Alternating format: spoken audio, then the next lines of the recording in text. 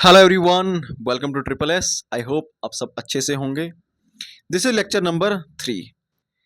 हम लोग क्या कर रहे हैं, हम लोग वाइल्ड लाइफ गार्ड का जो एग्जाम है इसके अंदर फॉरेस्ट एंड वाइल्ड लाइफ का जो हेड दिया हुआ है 20 नंबर का, इसको कवर करने की कोशिश करें। और मैंने आप लोगों से प्रॉमिस किया है कि मैं आपको मैक्सिमम इंफॉर्मेशन और ऑथेंटिक इंफॉर्मेशन प्रोवाइड करूंगा।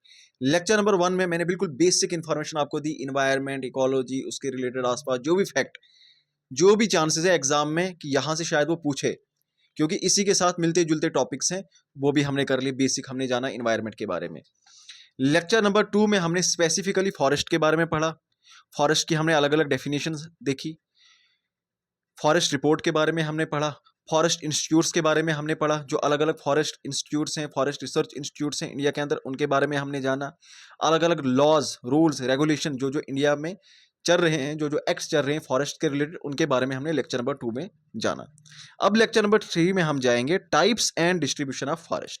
अब फॉरेस्ट की क्या क्या किस्में हैं इसके बारे में जानेंगे, और क्या क्या डिस्ट्रीब्यूशन है, दोनों में फर्क है, वो हम अभी थोड़ी देर के बाद जानेंगे। ओके, तो लास्ट लेक्चर में हमने क्या देखा था, बिल्कुल एक बेसिक सी डेफिनेशन हमने जानी थी कि फॉरेस्ट होता क्या है। तो हमने देखा था कि FAO, food and agriculture organisation, वो एक अपनी डेफिनेशन देखते हैं। UNFCCC, ये एक अपनी डेफिनेशन देते हैं। एक कॉमन मैन, एक ले मैन की लैंग्वेज में हमने कहा था कि कोई भी ऐसी जगह जहां पर क्या है, हाई डेंसिटी ऑफ ट्रीज, एक बहुत बड़ा एरिया जहां पर बहुत डेंसिटी में पेड़ पौधे पाए जाते हैं, हम कहेंगे ये फॉरेस्ट है। ओके, ये एक सिंपल सी डेफिनेशन है। अब फॉरेस्ट हमने जान लिया क्या है, जहां पर high density of trees in large number में हाई डेंसिटी ऑफ ट्रीज, वो हो गया जंगल, फॉरेस्ट। अब इस फॉरेस्ट की क्या क्या किस्में हैं, तो लीगल बेसिस पे, लीगल बेस का मतलब क्या है, बेसिकली अभी थोड़ी देर के बाद हम एक्ट पढ़ेंगे। इंडियन फॉरेस्ट एक्ट 1927 का एक एक्ट है, कॉलोनियल टाइम पीरियड का है।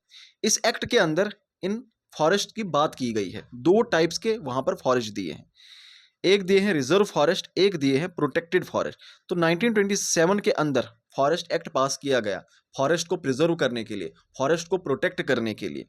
उसके अंदर दो तरह के फॉरेस्ट वहां पर दिए, कहा कि एक रिजर्व होंगे, एक प्रोटेक्टेड होंगे, और उसके अलावा जो बाकी बचेंगे उनको अनक्लास्ड, यानी उनको हम किसी क्लास में नहीं डाल रहे, अनक्लासिफाइड, अनक्लास्ड एक्ट, अनक्लास्ड फॉरेस्ट उनको कहा। ओके, तो तीन तरह के फॉरेस्ट हमारे पास आ गए, टाइप्स में तीन तरह के फॉरेस्ट आ गए हमारे पास। एक आ गए रिजर्व फॉरेस्ट, एक आ गए प्रोटेक्टेड फॉरेस्ट, एक आ गए अनक्लास्ड फॉरेस्ट। ओके, इतना क्लियर है। अब सबसे पहले बात करते हैं रिजर्व फॉरेस्ट की। तो रिजर्व फॉरेस्ट हमारे पास कितने हैं, मेजॉरिटी में हमारे पास यही है 54.4%, लगभग आप 55% लेकर चलो। 55% देश के अंदर जो फॉरेस्ट है, यानी मेजॉरिटी में मोर than half of the total forest, वो क्या है, वो रिजर्व फॉरेस्ट ही है। अब मोर than half of the total forest India में कितने हैं, लगभग 25%, कल पढ़ा था ना, लगभग 25%। हमारी रिक्वायरमेंट कितनी है, हमारी रिक्वायरमेंट 33% है।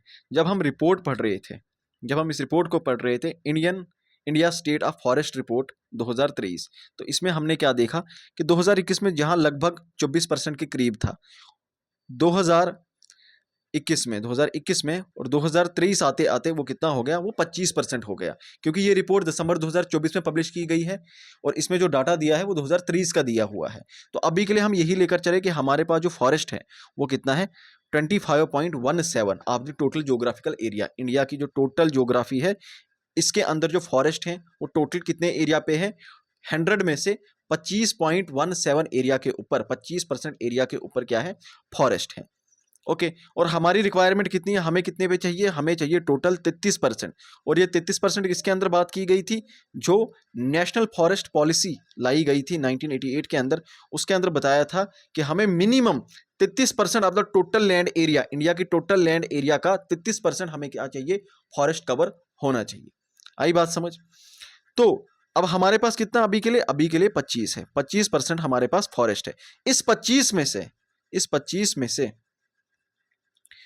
जब हम निकालते हैं, इस 25 का अलग से हम रेशो बनाते हैं कि भाई ये इतना एरिया है जिसमें फॉरेस्ट है, ठीक है, ये टोटल इंडिया का कितना आ गया, ये मानो ये टोटल इंडिया है 100%, उसमें से ये आ गया 25 जिसमें फॉरेस्ट है। अब इस 25 का भी जब मैं निकालूंगा लगभग 55%, ठीक है, लगभग 55%, इतना एरिया, इतना एरिया। इस एरिया में क्या है, इस एरिया में आएंगे रिजर्व फॉरेस्ट, यानी टोटल जितने भी हमारे पास फॉरेस्ट हैं उसमें से लगभग 55% जो फॉरेस्ट है वो हमने रिजर्व कैटेगरी में डाले हुए हैं। ओके, तो देखो यहां पर क्या लिखा हुआ है, more than half of the total forest has been declare as reserve forest. इनको क्या बताया गया है कि ये रिजर्व फॉरेस्ट है। रिजर्व इनको क्यों किया गया है, क्योंकि ये सबसे ज़्यादा वैल्यूएबल है, सबसे ज़्यादा इंपॉर्टेंट यहाँ पर वाइल्ड लाइफ पाई जाती है, इंपॉर्टेंट फॉरेस्ट, इंपॉर्टेंट पेड़ पौधे, important plant and animal species, important flora and fauna यहाँ पर पाया जाता है। इसलिए इनको रिजर्व करना, इनको बचाना, इनको प्रोटेक्ट करना ज़रूरी है, इसलिए रिजर्व कैटेगरी में इनको डाला है। ओके, तो इसलिए इनको क्या है, सबसे हाई लेवल की जो प्रोटेक्शन है वो इनको ही प्रोवाइड की गई है।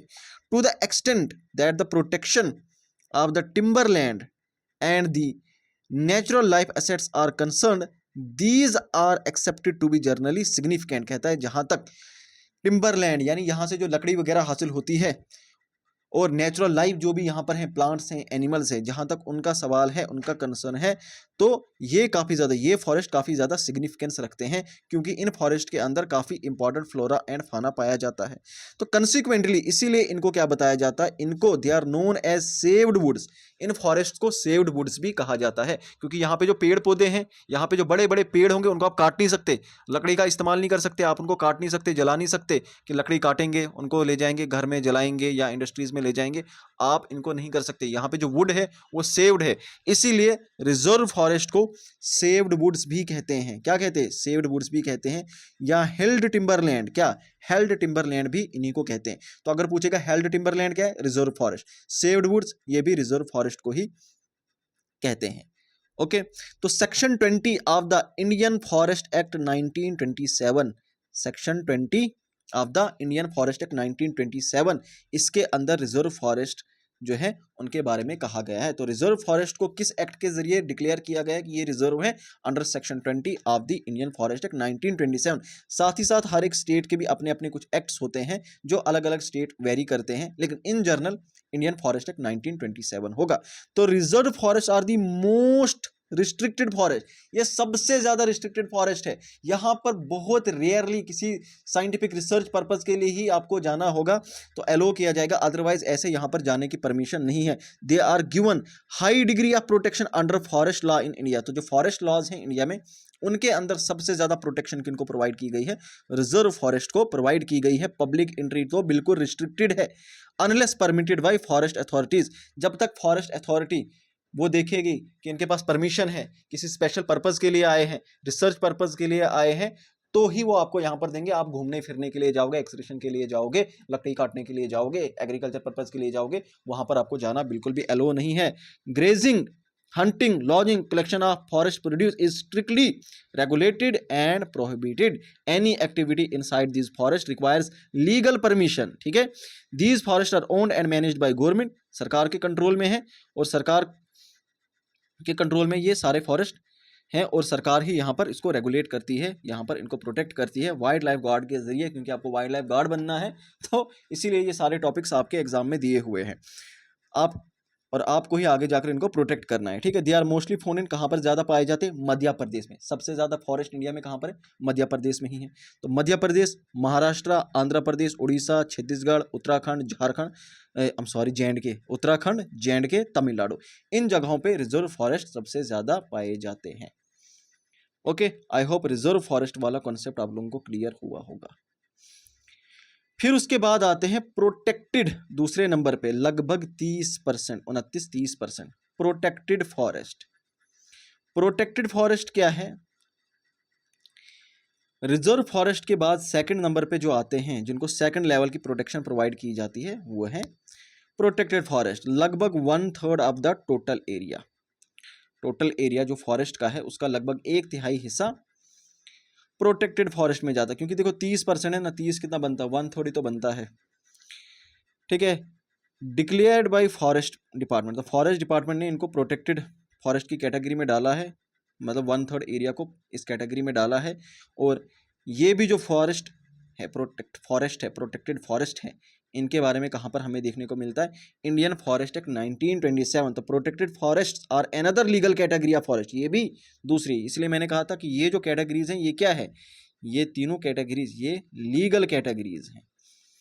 तो protected forest are another legal category of forest under Indian forest act 1927। This forest land are protected from any further depletion. अब यहाँ पर ख्याल रखना, यहाँ पर दोनों में कंफ्यूजन हो जाती है, रिजर्व और फॉरेस्ट में।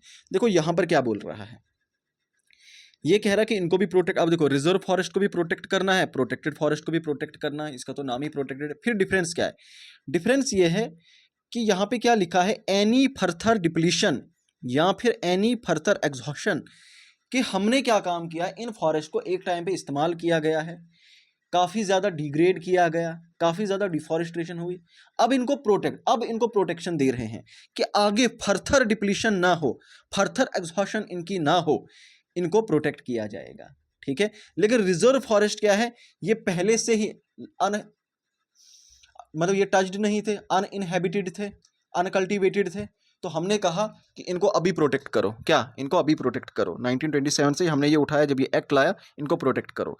लेकिन फिर उसके बाद हमने दूसरी कैटेगरी बनाई कि जिनको डिप्लीट किया गया है उनको भी प्रोटेक्ट करो, उनकी कैटेगरी अलग बनाई। तो हमने देखा लगभग 30% फॉरेस्ट जो है ये डिप्लीट हो गए थे। हमने कहा अब इनको बचाओ, फर्दर इनको फिर से डिप्लीट नहीं होना चाहिए। आई बात समझ?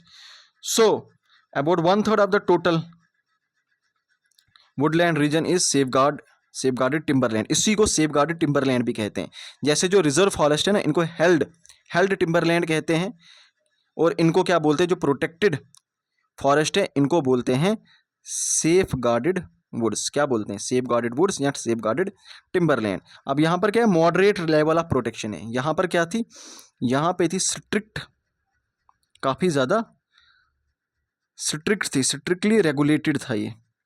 और यहाँ पर क्या है, मॉडरेटली यानी उतना ज़्यादा नहीं है, मॉडरेट है, moderate level of protection, less than reserve forest के कंपैरिजन में यहाँ पर उतनी ज़्यादा प्रोटेक्शन नहीं है। ओके, लेकिन जो अनक्लासिफाइड फॉरेस्ट है, तीसरी कैटेगरी जो अनक्लासिफाइड की, उनके कंपैरिजन में ज़्यादा प्रोटेक्शन है। तो सबसे ज़्यादा प्रोटेक्टेड, सबसे ज़्यादा रिस्ट्रिक्शन रिजर्व फॉरेस्ट के अंदर, उसके बाद रिस्ट्रिक्शन प्रोटेक्टेड फॉरेस्ट के अंदर, उसके बाद जो रिस्ट्रिक्शन है अनक्लासिफाइड, ओके, या अनक्लास्ड। तो moderate level of protection less than reserve forest के कंपैरिजन में कम, लेकिन अनक्लासिफाइड फॉरेस्ट के कंपैरिजन में ज़्यादा स्ट्रिक्टनेस है। ओके, तो गवर्नमेंट जो है, the government typically own the land, ये ज़मीन किसको बिलोंग करती है? गवर्नमेंट को बिलोंग करती है। बट सर्टेन राइट्स, कुछ राइट्स लोकल लोगों को भी दिए हुए, वहाँ पर ग्रेजिंग वगैरह करवा सकते हो, लकड़ी वगैरह, कोई पेड़ वगैरह गिरा होगा वहाँ पर आप जाकर उस पेड़ को ला सकते हो, उसका इस्तेमाल कर सकते हो। तो यहाँ पर ये चीज़ें यहाँ पर हैं। ओके, तो अभी के लिए है, ये एग्जिस्ट करती है, लेकिन जब तक बैन ना किया जाए। तो यूपी, राजस्थान, हिमाचल, बिहार, वेस्ट बंगाल, पंजाब, यहाँ पर प्रोटेक्टेड फॉरेस्ट पाए जाते हैं। ओके, हो गई ये चीज़। फिर उसके बाद आता है, अब इंडियन फॉरेस्ट एक्ट 1927 के अंदर ये दो कैटेगरीज तो दे दी। कौन सी कैटेगरीज? की रिजर्व फॉरेस्ट हैं, प्रोटेक्टेड फॉरेस्ट हैं। उसके बाद जो बचेंगे उनको अनक्लासिफाइड या अनक्लास्ड फॉरेस्ट हम कहेंगे।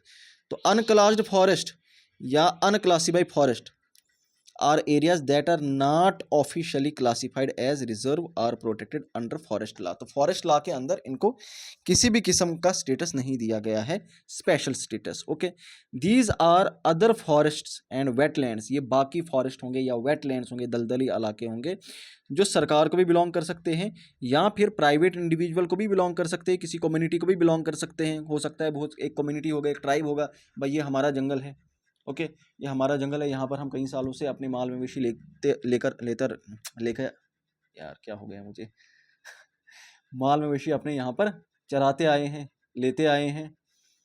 तो ये उनको किसी ट्राइब को बिलोंग कर सकता है, गवर्नमेंट को बिलोंग कर सकता है। तो ओनरशिप क्या है? ओनरशिप वेरी कर सकती है। तो गवर्नमेंट की भी हो सकती है, कोई लोकल कम्युनिटी हो सकती है, प्राइवेट या इंडिविजुअल हो सकते हैं, या कोई ट्राइब हो सकता है।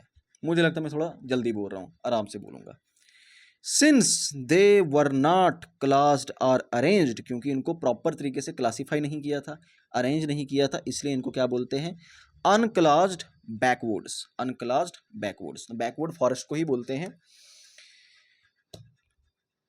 और इनको क्या बोलेंगे, अनक्लास्ड, क्योंकि किसी कैटेगरी में नहीं है। तो क्या यहाँ पे जाना एलो है? Public access is generally unrestricted, usually जा सकते हो, घूम फिर सकते हो, आप कैंपिंग करने जा सकते हो, ट्रैकिंग पे जा सकते हो, कोई प्रॉब्लम नहीं है। Locals often use these forest for grazing के लिए इस्तेमाल कर सकते हो, फ्यूल वुड जलाने के लिए लकड़ी का इस्तेमाल कर सकते हो, फ्यूल वुड कलेक्शन के लिए, हंटिंग के लिए, शिफ्टिंग कल्टीवेशन होती है यहाँ पर। नागालैंड, मेघालय, मणिपुर, मिजोरम, त्रिपुरा, अरुणाचल प्रदेश, ये सारी कौन सी है? नॉर्थ ईस्टर्न स्टेट्स हैं, यहाँ पर जो है ये पाए जाते हैं। ओके, और इसके अलावा जो ट्राइबल एरियाज हैं झारखंड और छत्तीसगढ़, वहाँ पर भी ये पाए जाते हैं। बस इतना काफ़ी है। हालांकि यहाँ पर अगर मैं आपको ऑफिशियल इस एक्ट के अंदर लेकर जाता ना, इंडियन फॉरेस्ट एक्ट 1927, वहाँ पर तो फिर और भी इंफॉर्मेशन के बारे में दी थी, किस तरह से रिजर्व बनाया जा सकता है, क्या क्या वहाँ पे रिस्ट्रिक्शंस होती हैं, कौन कौन से ऑफिसर्स होते हैं, बहुत कुछ था। उतना आपके लिए ज़रूरी नहीं है, इतना काफ़ी है, ये मैक्सिमम है। ओके, ज़्यादा से ज़्यादा क्या पूछेगा, कितनी परसेंटेज है, क्रोनोलॉजिकल ऑर्डर में डालने को बोल सकता है, तो सबसे ज़्यादा ये हैं, उसके बाद ये हैं, उसके बाद ये हैं, इनके दूसरे नाम पूछ सकता है और डेफिनेशन पूछ सकता है। ठीक है, अब यहाँ पर जो हमने पढ़ा इसको थोड़ा सा इन अ नटशल डिस्कस करते हैं। सबसे पहले बात करते हैं रिजर्व फॉरेस्ट। तो रिजर्व फॉरेस्ट में लेवल ऑफ प्रोटेक्शन क्या है? हाईएस्ट, सबसे हाईएस्ट लेवल ऑफ प्रोटेक्शन कहाँ पर है? रिजर्व फॉरेस्ट में। फिर उसके बाद आती है जो प्रोटेक्टेड फॉरेस्ट है, उसके अंदर मॉडरेट लेवल की प्रोटेक्शन है, यानी उतनी ज़्यादा ना उतनी कम है ना उतनी ज़्यादा है। अनक्लास्ड फॉरेस्ट में मिनिमल आर नन, यानी यहाँ पर तो रिस्ट्रिक्शन लगभग है ही नहीं। ठीक है, कुछ भी नहीं है।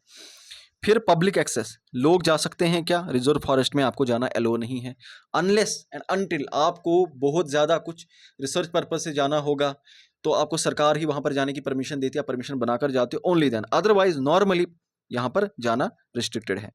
प्रोटेक्टेड फॉरेस्ट क्या है? पार्शली एलोड, तो इसमें भी उतनी ज़्यादा रिस्ट्रिक्शन नहीं है, आप जा सकते हो। और हमने देखा किस किस पर्पज़ के लिए जा सकते हो भाई, आप जा सकते हो यहाँ पर इन केस आपको क्या काम करना है, आपको यहाँ पर ग्रेजिंग करवानी है या फिर फायरवुड आपको कलेक्ट करनी है, तो इन पर्पसेस के लिए आप ले जा सकते हो आप खुद भी। और तीसरी जो कैटेगरी है इसमें क्या है? अनरिस्ट्रिक्टेड, यहाँ पर आप आराम से जा सकते हो। फिर लोकल राइट्स कैसे हैं? रिजर्व फॉरेस्ट के अंदर जर्नली डिनाइड अनलेस ग्रांटेड, यहाँ पर जो है आपके किसी भी किस्म के कोई राइट्स नहीं है, आप ये नहीं कह सकते हो कि ये जंगल हमारा है। ओके, लेकिन प्रोटेक्टेड फॉरेस्ट के अंदर क्या है? जर्नली आपको एलो किया जाता है, आप जा सकते हो वहाँ पे ग्रेजिंग वगैरह करवा सकते हो, कोई पेड़ वगैरह गिरा होगा तो उसको ला सकते हो जलाने के लिए। अनक्लास्ड फॉरेस्ट के अंदर क्या है? फुली एलोड, यहाँ पर आप आराम से जा सकते हो। ठीक है, कोई प्रॉब्लम नहीं है। लीगल कंट्रोल की बात करें तो यहाँ पर काफ़ी स्ट्रिक्ट गवर्नमेंट का कंट्रोल है, यहाँ पर लिमिटेड कंट्रोल है, और यहाँ पर तो लगभग ना के बराबर है, आप फ्रीली यहाँ पर घूम फिर सकते हो। ओके, अब यहाँ पर पहली जो दो कैटेगरीज होती है, क्योंकि ये काफ़ी ज़्यादा इनको प्रोटेक्ट करना होता है, रिजर्व कैटेगरी और प्रोटेक्टेड फॉरेस्ट। अब ये फॉरेस्ट जो है ये ख़त्म नहीं होने चाहिए, क्योंकि आप देख सकते हो यहाँ पर जो लेवल ऑफ प्रोटेक्शन है वो काफ़ी हाई, मॉडरेट टू हाई है प्रोटेक्शन, इसलिए यूजुअली ये फॉरेस्ट खत्म नहीं होते, क्योंकि ये जो अनक्लास्ड है ना, इनका इस्तेमाल किया जाता है, शिफ्टिंग कल्टीवेशन वगैरह यहाँ पर की जाती है, तो ये forest over the period of time खत्म भी हो सकते हैं, लेकिन इनके चांसेस क्या है? खत्म होने के बहुत कम है, इसलिए इनको क्या बोलते हैं? परमानेंट। तो रिजर्व प्लस प्रोटेक्टेड फॉरेस्ट जो है, पहली दो कैटेगरीज, इनको कलेक्टिवली परमानेंट फॉरेस्ट कहा जाता है। हो गई ये चीज़ भी। फिर इसी तरह से एक और किस्म आती है फॉरेस्ट की, जो कहाँ पर दी है? इसी एक्ट के अंदर दी है, सेक्शन 28 के अंदर दी हुई, section 28 of Indian forest act 1927। इसको बोलते हैं विलेज फॉरेस्ट। अब ये क्या इसकी डेफिनेशन दी है? Forest assigned by state government to village community for management and use. State government, किसी भी स्टेट की गवर्नमेंट किसी भी इलाके को, कोई भी एरिया, मानो दूर दराज का इलाका है तो वहाँ पे लोग रहते हैं, कोई ट्राइब रहता है या कोई छोटा सा गांव है, तो वहाँ पर क्या है? आसपास बहुत ज़्यादा जंगल है, तो वहाँ पर सरकार उन लोगों को परमिशन देती है कि ये जो फॉरेस्ट है यहाँ पर आप इस्तेमाल कर सकते हो, इस लकड़ी का इस्तेमाल कर सकते हो, जंगल में जो भी फ्रूट्स वगैरह बनेंगे तो कर सकते हो, एग्रीकल्चर वगैरह आप कर सकते हो। ठीक है, तो ये इसी एक्ट के अंदर दिया हुआ है। तो ओनरशिप क्या है? ओनरशिप इसका ये मतलब इस्तेमाल करने को कहा है, ओनरशिप किसको रहेगी? Still legally owned by the government, own करेगी गवर्नमेंट ही, लेकिन जो इस्तेमाल होगा और जो मैनेजमेंट के राइट्स होंगे वो विलेज की जो पंचायत होगी, वहाँ की जो कम्युनिटी होगी उसको दे दिया होगा। ऑनरशिप नहीं देंगे, मैनेजमेंट कंट्रोल देंगे, यूज़ करने की परमिशन देंगे। ठीक है, पर्पज़ क्या होता है, किस लिए ऐसा ये बनाया क्यों? टू मीट लोकल नीड्स, ताकि वो जो लोग वहाँ पर इतने दूर रहते हैं उनकी कुछ रिक्वायरमेंट्स होंगी। लकड़ी जलाने के लिए चाहिए, आग जलाने के लिए लकड़ी चाहिए होगी, जानवरों के लिए फोडर चाहिए होगा, छोटी मोटी टिम्बर उनको चाहिए होगी, घर वगैरह कंस्ट्रक्ट करने के लिए चाहिए होगी। कम्युनिटी बेस्ड फॉरेस्ट मैनेजमेंट, इस चीज़ को प्रमोट करने के लिए, इन सारी चीज़ों के लिए ये अलग से कैटेगरी बनाई गई है। ओके, अब इसका अगर हम डिफरेंस जानने की कोशिश करें, क्या ये अनक्लास्ड है? अब आप सोच रहे होंगे ना तो ये रिजर्व है, ना तो ये प्रोटेक्टेड है ना? तो क्या ये अनक्लास्ड है? नहीं, ये अनक्लास्ड नहीं है। इस चीज़ का भी ख्याल रखना। क्यों? क्योंकि जो अनक्लास्ड फॉरेस्ट है, सवाल पैदा होता है ना, ज़रा सोचने की बात है। देखो, ध्यान दो मैं क्या समझाने वाला हूँ। हमने पढ़े 3 तरह के फॉरेस्ट हैं। एक तो आ गए रिजर्व फॉरेस्ट आ गए, दूसरे आ गए प्रोटेक्टेड फॉरेस्ट, तीसरे आ गए अनक्लास्ड, और चौथे अभी हमने कौन से पढ़े? चौथे पढ़े विलेज फॉरेस्ट। अभी हमने देखा विलेज फॉरेस्ट में क्या है, उसका तो इस्तेमाल किया जा सकता है, यानी ना वो रिजर्व है ना वो प्रोटेक्टेड है। तो क्या वो अनक्लास्ड है? नहीं, वो अनक्लास्ड भी नहीं है। क्या, जिस तरह से हमने देखा अनक्लास्ड फॉरेस्ट को यूज़ किया जा सकता है, विलेज फॉरेस्ट को भी यूज़ किया जा सकता है। तो फिर डिफरेंस क्या है, ये डिफरेंस जानते हैं। अनक्लास्ड और विलेज फॉरेस्ट, पहला है लीगल बेसिस। अनक्लास्ड फॉरेस्ट मैंने बताया ये किसी भी लॉ के अंदर नहीं है। इंडियन फॉरेस्ट एक्ट 1927 के अंदर भी 2 ही दिए हैं, रिजर्व और प्रोटेक्टेड, 2 ही दिए हैं, और उसके अलावा कहा जो बचेगा वो अनक्लास्ड। तो पार्टिकुलरली वहां पर मेंशन नहीं, हम खुद ही कहते हैं अनक्लास्ड, ये है नहीं कहीं पे अनक्लास्ड, तो ये किसी भी एक्ट के अंदर नहीं है। लेकिन विलेज फॉरेस्ट जो है इस एक्ट के अंदर दिया हुआ है, section 28 of Indian forest act दिया हुआ है, तो इसके लीगल बेसिस है। मैनेजमेंट की अगर हम बात करें तो यहाँ पर मैनेजमेंट इनफॉर्मल है, यानी कि जंगल खुला है, कोई भी जाकर वहाँ पर इस्तेमाल कर सकता है। लेकिन ये जो विलेज फॉरेस्ट है, ये पार्टिकुलरली वहाँ पे जो गांव है, वहाँ पे जो लोग रह रहे हैं, सरकार ने उनके हवाले दिया। Community managed with government oversight, सरकार की सुपरविजन के अंदर वहाँ के जो लोग होंगे वो इसको मैनेज करेंगे। ठीक है, management rights are given to village panchayat और कम्युनिटी। ओनरशिप किसके पास होगी? तो ओनरशिप जो है इसकी वेरी कर सकती है। अभी हमने पढ़ा प्राइवेट भी हो सकता है, गवर्नमेंट भी हो सकता है, डिपेंड करता है। लेकिन विलेज फॉरेस्ट की जो ओनरशिप होगी ये गवर्नमेंट के पास ही होगी, still legally owned by government, ये गवर्नमेंट के पास ही होगी, गवर्नमेंट इस्तेमाल करने के लिए देगी।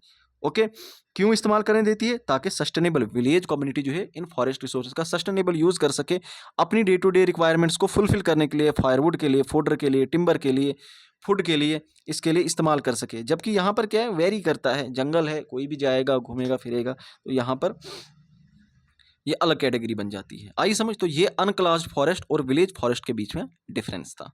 हो गई ये चीज। अब इसके बाद क्या आता है? इसके बाद अब हमने पढ़नी है डिस्ट्रीब्यूशन। टाइप्स तो हमने पढ़ ली, क्या टाइप्स ऑफ फॉरेस्ट हमने देख ली, रिजर्व है, प्रोटेक्टेड है, अनक्लास्ड है, विलेज है। अब है डिस्ट्रीब्यूशन। डिस्ट्रीब्यूशन ऑफ फॉरेस्ट का मतलब क्या है? तो देखो क्या बता रहा है, before we discuss natural vegetation, ये जो टॉपिक अभी हम शुरू करने जा रहे हैं, क्लासिफिकेशन ऑफ फॉरेस्ट या डिस्ट्रीब्यूशन ऑफ फॉरेस्ट, इसको जब आप इंडियन ज्योग्राफी के अंदर पढ़ोगे वहां पर आप पढ़ोगे नेचुरल वेजिटेशन के नाम से, नेचुरल वेजिटेशन ऑफ इंडिया। तो वो कुछ भी नहीं है, इन्हीं फॉरेस्ट की डिस्ट्रीब्यूशन की बात हो रही है। तो वो समझने से पहले कुछ बेसिक टर्म्स हैं जो जानना जरूरी है। फ्लोरा, फौना, वेजिटेशन और फॉरेस्ट, ये 4 टर्म्स हैं। सबसे पहले बात करते हैं फ्लोरा। तो फ्लोरा क्या है? जब भी आया फ्लोरा, देखो फ्लोरा फूल, फूल याद रखना, तो plant. Flora refers to plant of a particular region और period listed as species and consider as group. कोई भी पर्टिकुलर एरिया में रहने वाले ग्रुप ऑफ प्लांट्स, अलग अलग प्लांट स्पीशीज जो वहां पर पाई जाएंगी, उनको कलेक्टिवली क्या बताया जाएगा? उस इलाके का फ्लोरा। और किसी भी जगह के, किसी भी जगह का, किसी भी रीजन का, किसी भी इन्वायरमेंट का, किसी भी दिए हुए टाइम पे वहाँ पे जो एनिमल लाइफ पाई जाएगी उसको बताया जाता है फौना। तो फ्लोरा क्या है? Plant life. फौना क्या है? Animal life. तो वेजिटेशन क्या होता है? वेजिटेशन होगा refer to assemblage of plant species in a given environmental frame और ecological frame. It is broader than the term flora which refer to species composition. तो vegetation में और फ्लोरा में फिर डिफरेंस क्या आ गया? वेजिटेशन जो है ये एक ब्रॉडर टर्म आएगी, it is broader then flora. Flora में क्या है? सिर्फ स्पीशीज की बात करता है कि अलग अलग प्लांट स्पीशीज यहाँ पर पाई जाती है इस इलाके के अंदर, ये यहाँ का फ्लोरा है। लेकिन लेकिन वो जो स्पीशीज हैं उनको कैसा इन्वायरमेंट चाहिए, उनको किस तरह की रेनफॉल चाहिए, वहाँ पर किस तरह का टेम्परेचर होगा, वहाँ पर किस तरह की टोपोग्राफी होगी, ये सारी चीज़ें भी जब हम स्टडी करते हैं किसी फ्लोरा के कॉन्टेक्स्ट में, हम कहते हैं हम वहाँ की वेजिटेशन को स्टडी कर रहे हैं।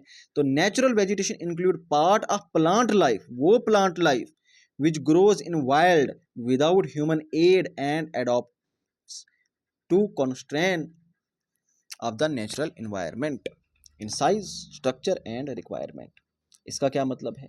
जब इसने बात की नेचुरल वेजिटेशन का मतलब ही आ गया कि यहाँ पर क्या होगा, नेचुरली जो अकर करेगी वो वेजिटेशन जो नेचुरली अकर करेगी, जहाँ पर कोई भी ह्यूमंस का इंटरेक्शन नहीं होगा। ऐसा नहीं है कि आप उठ के चले जाओगे हिमालय के पहाड़ों में, वहाँ पर बड़े बड़े पेड़ होंगे, उनमें आप खाद डालने लग जाओगे, ठीक है, आप बेल लगाने लग जाओगे कि अब यहाँ पर देवदार का पेड़ लगाना, अब यहाँ पर पाइन ट्री लगाना है।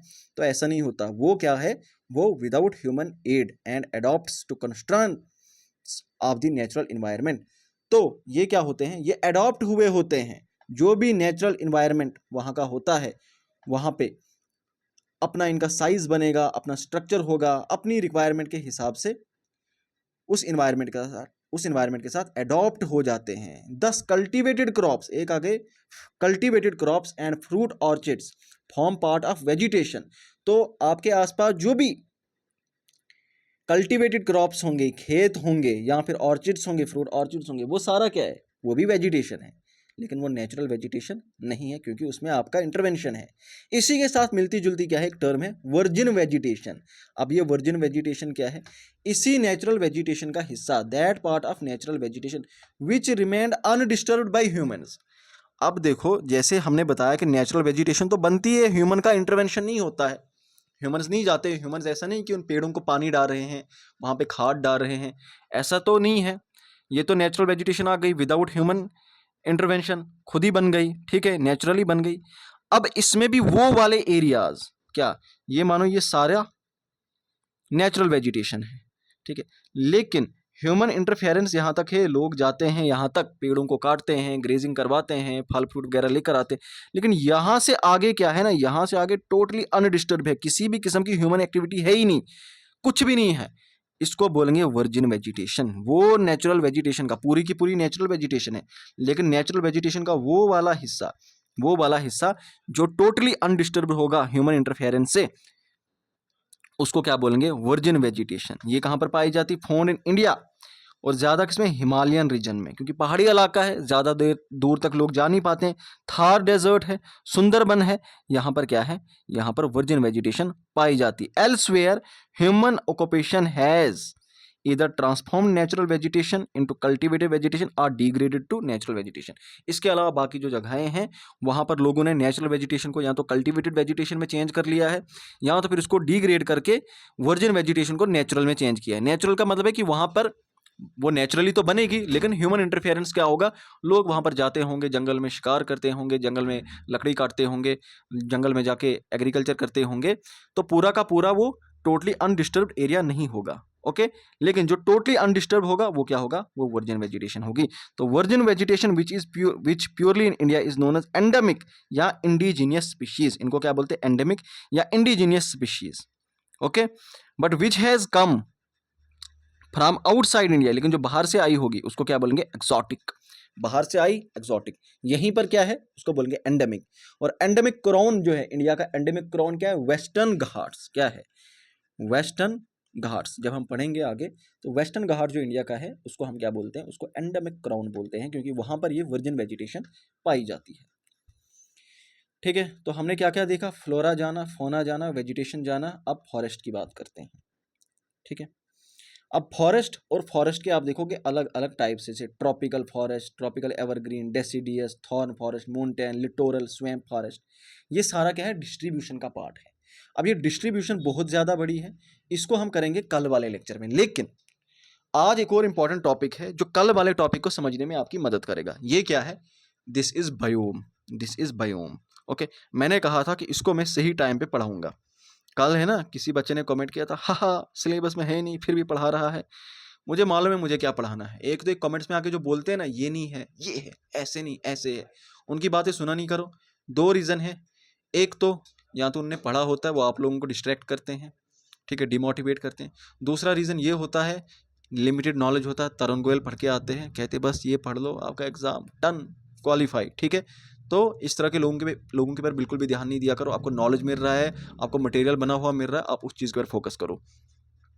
इकोलॉजी के अंदर हमने पढ़े थे 6 लेवल ऑफ ऑर्गेनाइजेशन, ऑर्गेनिज्म या इंडिविजुअल, फिर population, community, ecosystem, biosphere, biome. मैंने कहा था बायोम सही टाइम पे पढ़ाऊंगा। अब हम पढ़ेंगे बायोम। तो बायोम होता क्या है? टेरिस्ट्रायल पार्ट ऑफ बायोस्फीयर, बायोस्फीयर का टेरिस्ट्रायल पार्ट। याद रखना, इक्वेटिक जो एरिया होता है, इक्वेटिक रीजन जो होता है वो बायोम नहीं होता है। टेरिस्ट्रायल पार्ट यानी कंटिनेंटल लैंड मास, उसको क्या है अलग अलग रीजन्स में डिवाइड किया है, जिसको बोलेंगे बायोम। तो यहाँ पर इस मैप के अंदर आप देखो, इसके अंदर जितने भी समंदर हैं वो वाइट है, यानी वो इंक्लूडेड नहीं है। लेकिन जो कंटिनेंटल लैंड मास है उसको यहाँ पर कलर किया अलग अलग कलर्स में। वो अलग अलग कलर्स क्यों है अभी हम जानेंगे। तो ये क्या है? ये है हमारा, ये है बायोम। अब बायोम कैसे बनता है? अर्थ को अलग अलग क्लाइमेटिक जोन्स में डिवाइड किया। जैसे कि ऊपर पोलर जोन होगा, पोलर रीजन जहाँ पर बहुत ठंड होगी, बर्फ ही बर्फ होगी, यहाँ पर एक बायोम आ गया। यहाँ पर अलग किस्म की वेजिटेशन होगी, अलग किस्म के प्लांट्स होंगे, अलग किस्म के एनिमल्स होंगे। फिर थोड़ा नीचे आगे जहाँ पे धूप होती होगी थोड़ी सी, लेकिन ठंड भी होती होगी, यहाँ पे अलग किस्म के प्लांट्स होंगे, अलग किस्म के एनिमल्स होंगे। इसी तरह से ये डेजर्ट वाला एरिया आप देख सकते हो, यहाँ पर अलग किस्म के प्लांट्स होंगे, अलग किस्म के एनिमल्स होंगे, ठीक है। तो अलग अलग एरिया जहाँ पर अलग अलग क्लाइमेटिक कंडीशंस है, उस अलग अलग क्लाइमेटिक कंडीशंस की वजह से वहाँ पर अलग अलग किस्म के प्लांट्स एंड एनिमल्स रहते हैं, वो सर्वाइव करते हैं। पोलर बियर को अगर मैं बोलूं कि मैं यहाँ पर लेकर आऊँगा इस डेजर्ट के अंदर, वो सर्वाइव नहीं कर पाएगा। यहाँ फिर इस डेजर्ट से उठाकर अगर मैं किसी जानवर को लेकर जाऊँगा, यहाँ पर डेजर्ट वाले कैमल को लेकर जाऊँगा मैं पोलर रीजन के अंदर, वो वहाँ पे सर्वाइव नहीं कर पाएगा, है ना। या फिर यहाँ पोलर रीजन से मैं कोई प्लांट स्पीशी उठाकर बोलूँगा यहाँ पर डेजर्ट रीजन में, या डेजर्ट रीजन का कोई कैक्टस उठाकर बोलूँगा यहाँ पे ग्रो करेगा, तो कभी नहीं हो पाएगा। तो ये जो अलग अलग क्लाइमेटिक रीजन्स दुनिया में बने हुए हैं, इन्हीं को क्या बोलते हैं? इन्हीं को बोलते हैं बायोम्स। क्या बोलते हैं? बायोम्स। तो बायोम क्या है? टेरिस्ट्रायल पार्ट है बायोस्फीयर का, जहां पर अलग किस्म का क्लाइमेट होगा, क्लाइमेट के ही बेस के ऊपर ये डिवाइड हुआ है। तो अलग किस्म का क्लाइमेट होगा, उसकी वजह से अलग वेजिटेशन होगी, अलग वेजिटेशन होगी, अलग एनिमल्स होंगे, ठीक है, और अलग किस्म की वहां पर सॉइल पाई जाएगी। भाई जो ऊपर पोलर रीजन में जहां पे पूरी बर्फ जमी होती है, क्यों? क्योंकि सनलाइट वहां पर 6 महीने होती नहीं है, बर्फ जमी रहती है वहां पर। तो वहां पर पोलर बियर जैसी हमें देखने को मिलेंगे, इस तरह के क्रीचर्स हमें देखने को मिलेंगे। पोलर बियर वहीं पर सर्वाइव कर पाएगा, ठीक है। आप बोलोगे कि उसको नहीं सहारा के अफ्रीका, सहारा के डेजर्ट में लेकर आओ, वो वहां पे सर्वाइव करेगा? नहीं कर पाएगा, मर जाएगा बेचारा, शायद कुछ घंटे भी नहीं निकाल पाएगा, वो मर जाएगा, ठीक है। या फिर आप बोलोगे थार डेजर्ट में जो कैमल चलता है उसको उठाकर पोलर रीजन में लेकर जाओ, बेचारा नहीं कर पाएगा सर्वाइव वहां पर, ठीक है। क्योंकि डेजर्ट में, थार डेजर्ट की क्लाइमेटिक कंडीशंस में अडॉप्ट हुआ है, वहाँ की वेजिटेशंस की आदत है, वहाँ का लाइफस्टाइल जैसा वो उसी के साथ अडॉप्ट हुआ है, ओके, वो उसका बायोम है। और दो बायोम कभी भी एक जैसे नहीं हो सकते हैं। पोलर रीजन कभी भी सवाना रीजन जैसा नहीं हो सकता है, सवाना कभी भी इक्वेटोरियल ट्रॉपिकल एवरग्रीन फॉरेस्ट जैसा नहीं हो सकता है, ठीक है। अलग अलग होते हैं, ये अलग अलग होते हैं। तो दो बायोम कभी भी एक जैसे नहीं हो सकते हैं। तो क्लाइमेट डिटरमाइन करता है बाउंड्री ऑफ द बायोम। तो एक बायोम दूसरे बायोम से सेपरेट कैसे होगा, वो डिपेंड करता है क्लाइमेट वहां पर कैसा होगा। एक जैसा क्लाइमेट जहां पर होगा एक बायोम बनेगा, दूसरे जैसा क्लाइमेट जहां पर होगा वहां पर दूसरे किस्म का बायोम बनेगा, ठीक है। तो मोस्ट इंपॉर्टेंट फैक्टर क्या है? क्लाइमेटिक फैक्टर है, किस तरह का टेम्परेचर है, किस तरह की प्रेसिपिटेशन वहां पर हो रही है, ठीक है। तो बायोम क्या है? A biome is a large naturally occurring community of flora and fauna, flora and fauna occupying major habitat, ठीक है। तो बायोम बेसिकली क्या है? नेचुरली ओकरिंग कम्युनिटी है फ्लोरा एंड फौना की। जैसे कि ये वाला रीजन मान लो, ये वाला रीजन मान लो, ये टियागा फॉरेस्ट है, अभी बताऊंगा। यहाँ पर अलग किस्म के प्लांट्स होंगे, अलग किस्म के एनिमल्स होंगे, जो हमें शायद यहाँ पर इस वाले रीजन में ये जो जीरोफाइटिक कंडीशन यहाँ पर इस डेजर्टिक रीजन में वो यहाँ पर हमें देखने को नहीं मिलेंगी, ठीक है। तो ये एक अलग एरिया बन गया, ये एक अलग एरिया बन गया। यहाँ पर अलग क्लाइमेट, यहाँ पर अलग क्लाइमेट, यहाँ पर अलग एनिमल लाइफ, यहाँ पर अलग एनिमल लाइफ, यहाँ पर अलग प्लांट लाइफ, यहाँ पर अलग प्लांट लाइफ। ये क्या है? ये बायोम है, यही बायोम होता है, ठीक है। So plants and animals in biome, in A biome have common character. एक ही बायोम में रहने वाले जो सिर्फ तुंद्रा में रहते हैं, जो सिर्फ तियागा में रहते हैं, कॉमन कैरेक्टरिस्टिक्स होंगे, सिमिलर क्लाइमेट में वो रहते हैं over the period of time. तो यहाँ पर क्या है, इसलिए प्लांट एंड एनिमल जो भी एक बायो में होंगे हैव कॉमन कैरेक्टरिस्टिक्स, एक जैसे कैरेक्टरिस्टिक्स होंगे। क्यों? ड्यू टू सिमिलर क्लाइमेट, क्योंकि एक जैसा क्लाइमेट है। Can be found over a range of continent. So biomes क्या है, बायोम आपको समझ आ गया। और ये टर्म किसने दी थी? फ्रेडरिक ई क्लीमेट्स, इन्होंने ये टर्म दी थी। ओके, अब हम देखते हैं यहां पर देखो होता क्या है। हमारी जो अर्थ है, अर्थ के ऊपर जो डिस्ट्रीब्यूशन है ना सनलाइट का, वो कुछ अलग किस्म का है। यहाँ पर जो इक्वेटोरियल रीजन है, ये वाला जहाँ पर इक्वेटर है, ट्रॉपिक्स हैं, यहाँ पर पड़ती है सन की वर्टिकल रेज। वर्टिकल रेज पड़ती है तो यहाँ पर सनलाइट ज़्यादा होती है। सनलाइट ज़्यादा होती है तो यहाँ पर क्या होते हैं, जो ओशंस वगैरह होते हैं वहाँ पर एवापोरेशन ज़्यादा होती है, बारिशें ज़्यादा होती है, टेम्परेचर भी ज़्यादा होता है। ट्रॉपिक्स तो इक्वेटर से भी ज़्यादा गर्म होते हैं। और फिर जैसे जैसे ये सनलाइट पोल्स की तरफ जाती है, पोल्स की तरफ जाती है, स्लांट होती जाती है, टेढ़ी होती जाती है, उस वजह से वहाँ पर एक तो प्रॉपर सनलाइट पहुँचती नहीं है, पहुँचती भी जो है उसकी इंटेंसिटी कम होती है, इसलिए पोल्स में क्या होती है, पोल्स में बर्फ़ जमी रहती है। ओके, फिर जैसे जैसे ये इक्वेटर जो है ये गर्म होगा, फिर जैसे जैसे हम ऊपर हायर लैटिट्यूड्स में जाएंगे टेम्परेचर कम होता जाएगा, या नीचे आते जाएंगे टेम्परेचर कम होता जाएगा। ओके, इस वजह से ये अलग अलग क्लाइमेटिक जोन्स हमें देखने को मिलते हैं। फाइन, तो सबसे ऊपर कौन सा आ जाएगा? तुंद्रा, पोलर रीजन के बिल्कुल साथ में ही। ट्रीलेस, क्योंकि वहां पे धूप तो पड़ती ही नहीं है, 6 महीने धूप पड़ती ही नहीं है, पड़ेगी भी अच्छी धूप होगी नहीं जो वहां पर प्लांट्स को ग्रो करने के लिए जरूरी होगी। ओके, तो ट्रीलेस, ट्रीलेस, लो वेजिटेशन, शॉर्ट पेरिनियल, पानी जमा हुआ होता है, शॉर्ट पेरिनियल रिवर्स यहाँ पे चलते हैं। ओके, फिर उसके बाद नीचे उतरेंगे, वहां पर आ जाएगा बोरेल या टियागा। ये देखो, ये सबसे ऊपर कौन सा आ गया? सबसे ऊपर कौन सा आ गया? ये सबसे ऊपर पोलर रीजन, उसके साथ ये जो दिया हुआ है ये आ गया टियागा, ये आ गया टियागा।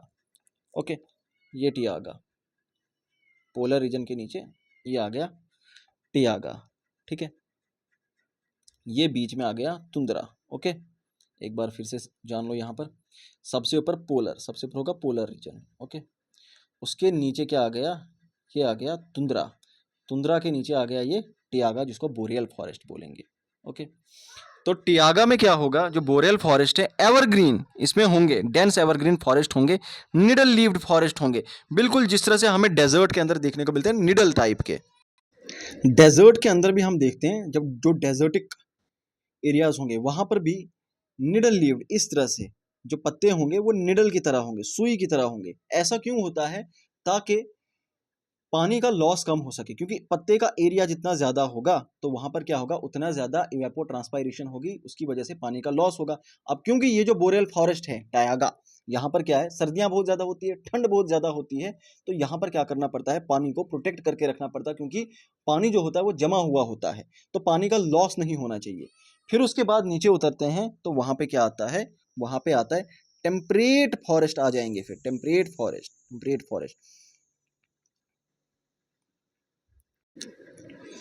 ये वाला एरिया, ये जो येलो येलो आपको दिखाई दे रहा है, ये आ जाएगा टेम्परेट फॉरेस्ट। ठीक है, टेम्परेट फॉरेस्ट।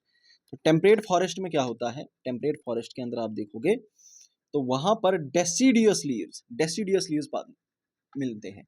डेसिडियस का मतलब क्या होता है? डेसिडियस वो होते हैं जहां पर पेड़ों के पत्ते एक टाइम पे आने पे झड़ जाते हैं।